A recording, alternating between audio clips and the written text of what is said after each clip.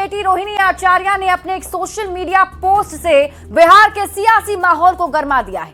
रोहिणी आचार्य ने नीतीश सरकार के बहाने कुछ सवाल उठाए हैं। रोहिणी ने एक्स पर पोस्ट कर महिलाओं के मायके में रहने के अधिकार की वकालत की है। सवाल है कि रोहिणी का निशाना किसकी ओर है, कहीं तेजस्वी यादव पर तो नहीं। सबसे पहले रिपोर्ट देखें, फिर पूरी खबर आपको समझाएंगे। नहीं, मेरा कोई परिवार नहीं है। अब ये जाकर के आप संजय, रमेश, तेजस्वी यादव से पूछिए। ये तस्वीर 15 नवंबर 2025 की है। तब लालू प्रसाद को किडनी दान देने वाली उनकी बेटी रोहिणी आचार्य ने अपने भाई तेजस्वी यादव पर गंभीर आरोप लगाए थे। आरोप घर से निकालने का। अब जब संजय, रमेश, इन लोग का नाम लीजिए तो आपको घर से निकाल दिया जाए। रोहिणी ने तेजस्वी यादव और उनके दोनों बेहद खास सिपहसालार संजय यादव और रमीज नेमत पर घर से निकालने और विरोध करने पर चप्पल चलाने तक का आरोप लगाया था। आपको बदनाम किया जाएगा, आपको गाली दिलवाया जाएगा, आपके ऊपर चप्पल उठा करके मारा जाएगा। एक बार फिर रोहिणी आचार्य, उनके आरोप और मायके में रहने के अधिकार का सवाल चर्चा में है। वजह है रोहिणी का सोशल मीडिया साइट एक्स पर किया गया ये पोस्ट। रोहिणी ने सोशल मीडिया एक्स पर लिखा, लड़कियों को 10,000 रुपए देना या साइकिलें बांटना भले ही नेक इरादे से किया गया हो, लेकिन ये भारत में महिलाओं के सशक्तिकरण में बाधा डालने वाले व्यवस्थागत मुद्दों को हल करने के मद्देनजर अपर्याप्त है। सरकार और समाज का ये प्रथम दायित्व होना चाहिए कि वो बेटियों के समान अधिकारों की रक्षा के लिए ठोस कदम उठाए, खासकर सामाजिक और पारिवारिक उदासीनता के मद्देनजर। बिहार में गहरी जड़ें जमा चुकी पितृसत्तात्मक मानसिकता सामाजिक और राजनीतिक दोनों क्षेत्रों में व्यापक परिवर्तन की आवश्यकता पैदा करती है। प्रत्येक बेटी को इस आश्वासन के साथ बड़े होने का अधिकार है कि उसका मायका एक सुरक्षित स्थान है, जहां वो बिना किसी डर, अपराध बोध या किसी को कोई स्पष्टीकरण दिए बिना लौट सके। इस उपाय को लागू करना केवल एक प्रशासनिक दायित्व नहीं है, बल्कि अनगिनत महिलाओं को भविष्य में होने वाले शोषण और उत्पीड़न से बचाने की दिशा में एक महत्वपूर्ण कदम होगा। सोशल साइट पर किए गए रोहिणी आचार्य के पोस्ट ने कई सवालों को जन्म दे दिया है। सवाल है कि किस मायके की बात कर रही हैं रोहिणी आचार्य? क्या बेटियों की वकालत कर अपना दर्द बयां कर रही हैं रोहिणी? रोहिणी आचार्य का निशाना किस ओर है? क्या बिहार सरकार के बहाने तेजस्वी यादव पर तंज है? न्यूज़ 18 के लिए पटना से अमित कुमार के साथ ब्यूरो रिपोर्ट।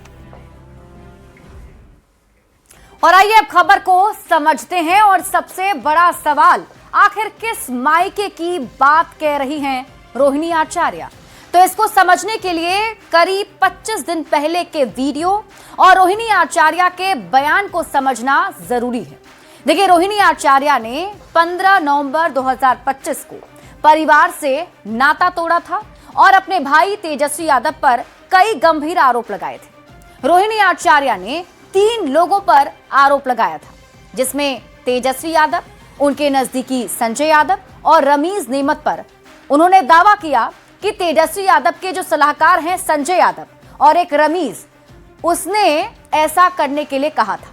उन्होंने फिर पोस्ट भी किया था जिसमें उन्होंने लिखा था कि मैं राजनीति छोड़ रही हूं और अपने परिवार से नाता तोड़ रही हूं। यही संजय यादव और रमीज चाहते थे और अब मैं पूरा दोष अपने ऊपर ले रही हूं। इसके ठीक अगले दिन रोहिणी आचार्य ने सोशल मीडिया एक्स पर फिर से पोस्ट किया और उसमें यानी कि 16 नवंबर 2025 को उनका एक पोस्ट आता है और उसमें वो लिखती हैं कि कल एक बेटी, एक बहन, एक शादीशुदा महिला, एक मां को जलील किया गया, गंदी गालियां दी गई, मारने के लिए चप्पल तक उठाए गए।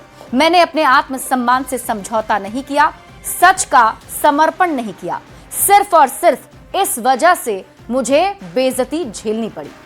कल एक बेटी मजबूरी में अपने रोते हुए माँ बाप बहनों को छोड़ आई, मुझसे मेरा मायका छुड़वाया गया, मुझे अनाथ बना दिया गया। आप सब मेरे रास्ते कभी ना चलें, किसी घर में रोहिणी जैसी बेटी बहन पैदा ना हो। अब आप खबर तो समझिए, किस मायके की बात कह रही हैं रोहिणी आचार्य और क्या बेटियों की वकालत कर अपना दर्द बयां कर रही हैं रोहिणी? क्या बेटियों के बहाने 15 नवंबर का जो उनका दर्द है वो लोगों के सामने रख रही हैं? सवाल ये भी, क्या बिहार सरकार के बहाने तेजस्वी यादव पर तंज कसा जा रहा है? दरअसल देखिए, सक्रिय राजनीति में लालू परिवार में 6 लोग रहे हैं। जिसमें सबसे पहले लालू प्रसाद जो पार्टी के अध्यक्ष हैं, उनकी पत्नी राबड़ी देवी विधान परिषद में नेता प्रतिपक्ष हैं, तो बेटी रोहिणी आचार्य लोकसभा का चुनाव लड़ चुकी हैं, जबकि मीसा भारती फिलहाल सांसद हैं। बेटा तेजस्वी यादव विधानसभा में नेता प्रतिपक्ष हैं, तो तेज प्रताप यादव विधायक रहे हैं, इस बार हार गए। लेकिन तेज प्रताप यादव जो अनुष्का कांड के बाद पार्टी और परिवार से बेदखल कर दिए गए और अब बिहार चुनाव के नतीजे सामने आने के बाद रोहिणी आचार्य ने भी पार्टी, राजनीति और परिवार छोड़ने का ऐलान कर दिया। इसके साथ ही संजय यादव और रमीज को इस फैसले के पीछे उन्होंने कारण बताया। यानी इस वक्त लालू प्रसाद के साथ उनके 2 बच्चे मीसा और तेजस्वी और 2 की राह फिलहाल अलग हो चुकी है और घर छोड़ते समय उन्होंने गंभीर आरोप लगाए थे और एक बार फिर से अब जब उनकी तरफ से बेटियों के हक को लेकर पोस्ट किया गया है तो सवाल फिर से उठ रहे हैं। बढ़ते हैं आगे और बात अगली खबर की। बिहार विधानसभा चुनाव में आरजेडी की करारी हार के बाद पार्टी के वरिष्ठ नेता शिवानंद तिवारी ने तेजस्वी यादव को बड़ी नसीहत दे दी और लिखा कि तेजस्वी, तुमने तो मैदान ही छोड़ दिया, अपने समर्थकों और सहयोगियों का मन छोटा कर दिया, तत्काल वापस लौटो और बिहार में घूमो। शिवानंद की नसीहत पर अब सियासत जारी है। सबसे पहले ये रिपोर्ट, फिर खबर तो समझिए। बिहार की राजनीति के बाबा शिवानंद तिवारी जेपी आंदोलन से लालू प्रसाद के साथी और हाल के दिनों तक आरजेडी में राष्ट्रीय उपाध्यक्ष रहे हैं। आज उन्हीं शिवानंद तिवारी ने बिहार विधानसभा में आरजेडी की करारी हार पर लालू प्रसाद के राजनीतिक उत्तराधिकारी तेजस्वी यादव को कटघरे में खड़ा कर दिया। शादी की सालगिरह पर बधाई देने के बहाने शिवानंद तिवारी ने सोशल मीडिया पर लंबा चौड़ा पोस्ट लिखा। शिवानंद तिवारी ने लिखा है, तेजस्वी, तुमने तो मैदान ही छोड़ दिया, तुम तो 2 दिन भी नहीं टिक पाए, अपने समर्थकों और सहयोगियों का मन छोटा कर दिया। शिवानंद तिवारी ने आरजेडी के पूर्व प्रदेश अध्यक्ष जगदानंद सिंह और आरजेडी के राज्यसभा सांसद संजय यादव पर भी निशाना साधा है। उन्होंने लिखा, संजय यादव और जगदानंद ने तुम्हारी आंख पर पट्टी बांध दी थी। शिवानंद तिवारी ने सलाह देते हुए कहा, सब कुछ लुट जाने के बाद भी तुम सत्य का सामना नहीं कर पाए, तत्काल वापस लौटो और बिहार में घूमो। बिहार में नेता की तरह नहीं, कार्यकर्ता की तरह घूमो। समय किसी का इंतजार नहीं करता है। तेजस्वी को शिवानंद की नसीहत ने एनडीए नेताओं को आरजेडी पर निशाना साधने का मौका दे दिया है। नेतृत्व के खिलाफ जो बगावत है वो दिखेगा, परिवार में जो बगावत हुआ है वो तो दिख गया है, पार्टी की भी बगावत अब बाहर आने वाली है। नित्यानंद राय ने कहा, तेजस्वी यादव अनुभवहीन है, उनका कोई लक्ष्य नहीं है, उन्हें सत्ता सिर्फ सुख के लिए चाहिए। कोई उनके ही नेता आरोप लगाते हैं कि उनके आंखों पर पट्टी बांध दी गई थी, तो इसका मतलब ये है कि उनके अंदर कोई विवेक नहीं है, विवेकहीन आदमी है। वहीं आरएलएम के अध्यक्ष उपेंद्र कुशवाहा ने शिवानंद तिवारी को अनुभवी नेता बताते हुए उनकी बातों का समर्थन किया है। बिल्कुल ठीक सलाह है उनकी, जनता के बीच रहने की जरूरत है। अभी चुनाव में तुरंत ही इतनी बड़ी हार हुई है। तेजस्वी यादव को शिवानंद तिवारी की नसीहत पर आरजेडी की तरफ से तो कोई प्रतिक्रिया नहीं आई है, लेकिन कांग्रेस के नेता जरूर शिवानंद के सुर में सुर मिलाते हुए तेजस्वी को सक्रियता से नेता प्रतिपक्ष की भूमिका निभाने की सलाह दे रहे हैं। न्यूज़ 18 के लिए पटना से रवियस नारायण, अमित कुमार और धर्मेंद्र कुमार के साथ ब्यूरो रिपोर्ट। और अब आप तेजस्वी यादव को शिवानंद की नसीहत के मायने समझिए और इसे समझने के लिए बिहार चुनाव और उसके रिजल्ट को समझना जरूरी है। दरअसल बिहार विधानसभा का चुनाव हुआ और चुनाव में इस बार आरजेडी की करारी हार हुई। विधानसभा चुनाव में आरजेडी का परफॉर्मेंस बहुत ही खराब रहा। विधानसभा चुनाव में आरजेडी पार्टी महज 25 सीट पर सिमट गई। इसको ऐसे समझिए कि 2020 के जब विधानसभा के चुनाव हुए थे तो उस वक्त आरजेडी को 75 सीटें मिली थी और आरजेडी विधानसभा में सबसे बड़ी पार्टी बनी थी। लेकिन 2025 में महज 25 सीट पर ही सिमट गई, यानी कि 50 सीट का नुकसान आरजेडी को हुआ। अब आप खबर तो समझिए, तेजस्वी को शिवानंद तिवारी ने नसीहत क्यों दी? तो हार के बाद से तेजस्वी यादव गायब हैं, मीडिया के सामने भी नहीं आए। चुनाव परिणाम पर तेजस्वी यादव ने कोई बयान तक नहीं दिया है। विधानसभा के 5 दिवसीय शीत सत्र में भी तेजस्वी यादव 3 दिन गैर हाजिर ही रहे, 3 दिन नहीं गए। नेता प्रतिपक्ष के पद पर होते हुए भी सदन की कार्यवाही से नदारद रहे और बताया यह जा रहा है कि तेजस्वी यादव परिवार के साथ छुट्टी मनाने गए और कहा जा रहा है कि तेजस्वी यादव विदेश दौरे पर हैं। अब तेजस्वी पर शिवानंद तिवारी का तंज आप समझिए। उन्होंने पोस्ट में लिखा कि तुमने तो मैदान ही छोड़ दिया, तुम तो 2 दिन भी नहीं टिक पाए। शिवानंद तिवारी अपने पोस्ट में आगे लिखते हैं कि समर्थकों सहयोगियों का मन छोटा कर दिया तुमने, सब कुछ लुट जाने के बाद भी तुम सत्य का सामना नहीं कर पाए। अब आप तेजस्वी यादव को शिवानंद तिवारी की नसीहत को समझिए। उन्होंने ये भी कहा कि तत्काल वापस लौटो और बिहार में घूमो, और बिहार में नेता की तरह नहीं बल्कि कार्यकर्ता की तरह घूमो। समय किसी का इंतजार नहीं करता है।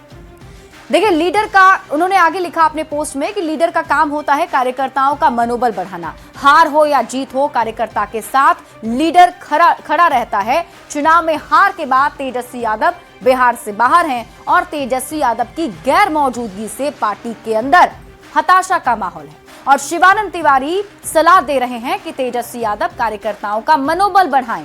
अगर ऐसे ही वो गायब रहे तो राजनीतिक जमीन किसी और के पास चली जाएगी। यही नहीं, तेजस्वी यादव के साथ शिवानंद तिवारी ने आरजेडी सांसद संजय यादव और पूर्व प्रदेश अध्यक्ष जगदानंद सिंह पर भी निशाना साधा। इन दोनों को लेकर उन्होंने क्या कहा है, अब आपको वो बताते हैं कि आखिर इन दोनों का जिक्र क्यों किया गया। तो उन्होंने लिखा कि संजय यादव को तेजस्वी की आंख, नाक, कान माना जाता है। संजय यादव की सलाह पर ही तेजस्वी फैसला लेते रहे हैं। जगदानंद सिंह आरजेडी के पूर्व प्रदेश अध्यक्ष हैं और तेजस्वी यादव जगदानंद सिंह की सलाह भी सुनते रहे हैं। इसी वजह से उन्होंने अपने पोस्ट में इन दोनों का भी जिक्र किया है। और आपको बता दें कि इन दोनों का जिक्र करते हुए शिवानंद तिवारी ने एक लंबा चौड़ा पोस्ट किया और तेजस्वी यादव को तंज कसते हुए सलाह भी दी है। बढ़ते आगे और बात अगली खबर की। पटना के मुरादपुर में पुलिस के साथ मुठभेड़ में अपराधी राकेश कुमार के पैर में गोली लगी है। घायल अपराधी को एम्स में भर्ती कराया गया है। एनडीए नेताओं का कहना है कि अब कोई भी अपराधी हो, अपराध करके बच नहीं सकता है। सबसे पहले आपको रिपोर्ट दिखाते हैं, फिर खबर समझाएंगे। शहर से बाहर की कोई जगह है, छानबीन करते पुलिस वाले और पीली पट्टी का घेरा जिस पर लिखा है crime scene, do not cross. तस्वीरें बताने के लिए काफी है कि यहां कुछ तो जरूर हुआ है। तो बता दें, जो हुआ है वो है एनकाउंटर। आप देख सकते हैं कि जो है कई एक जो है पॉइंट बने हुए हैं जहां पर गोली के निशान और खून के धब्बे और पुलिस के साथ जो मुठभेड़ हुए हैं वो निशान यहां पर दर्ज किए गए हैं। पटना के जानीपुर इलाके के मुरादपुर में पुलिस और अपराधियों के बीच मुठभेड़ हुई। जवाबी कार्रवाई में अपराधी राकेश कुमार के पैर में गोली लगी और वो सीधे एम्स के बिस्तर पर पहुंच गया। वो जब पुलिस को देखा तो वो डर गया और भागने लगा। भागने के क्रम में पुलिस ने फायरिंग किया।